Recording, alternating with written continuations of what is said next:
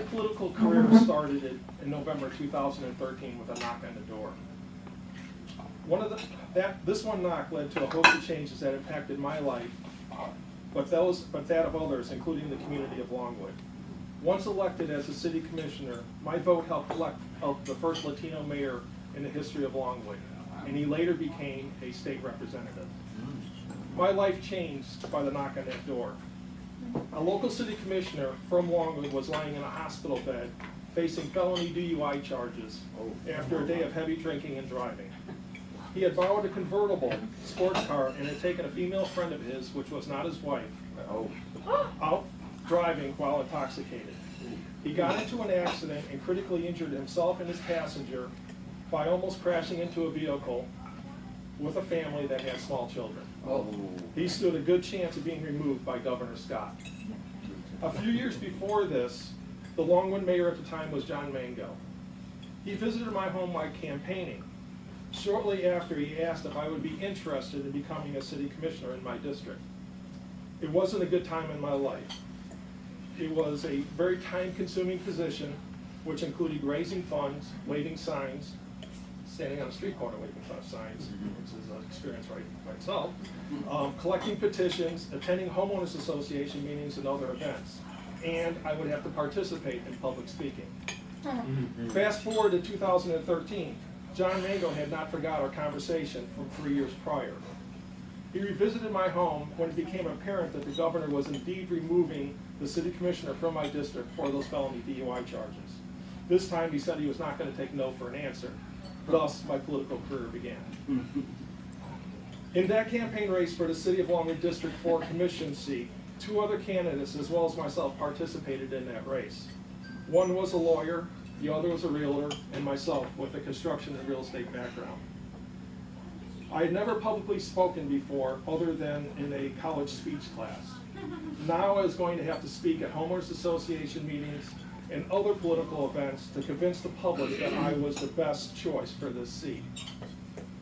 So my first homeowners association meeting was very well attended. And each of us had our own turn to speak. And I was going to be the last speaker. So I was terrified while I was sitting there. And I even told my wife that this event is probably going to be the end of my political career. I felt that since one of my opponents was an attorney, that he would be very well spoken, but I was pleasantly surprised. The realtor went second, and I was pleased that neither had the upper hand in public speaking. It was obvious that none of us had completed the Toastmaster communication manual.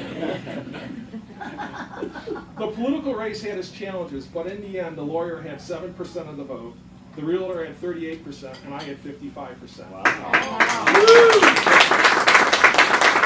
During the election and following as the winner and subsequent interviews, I was interviewed by local media and had the pleasure of my family critiquing my interviews. I heard, "You say too much," or "You appear too nervous."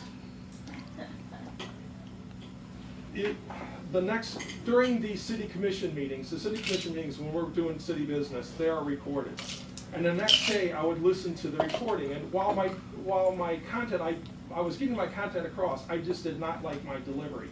That's when I realized that I needed help to become a better public speaker, to be the representative that the citizens of Longwood voted for.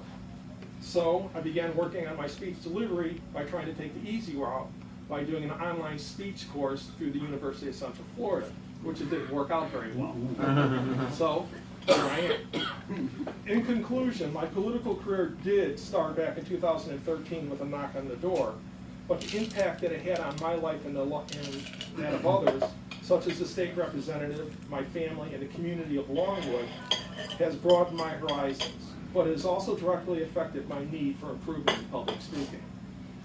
As for the city of Longwood, for years, the city has taken the back seat in growth and appearance to other cities in Seminole County. During my last 3.5 years as a commissioner, the city of Longwood has kept our taxes low by growing our commercial and residential tax base. We have maintained excellent emergency services. And finally, after 20 years, we finally approved $4 million in funding for Ryder Park, which a large portion of it has been funded by a grant, and the city is currently working on its appearance. I'm pleased to say that in 2016, the city of Longwood was the fastest growing municipality in the greater Orlando area. This all happened by answering a knock on the front door.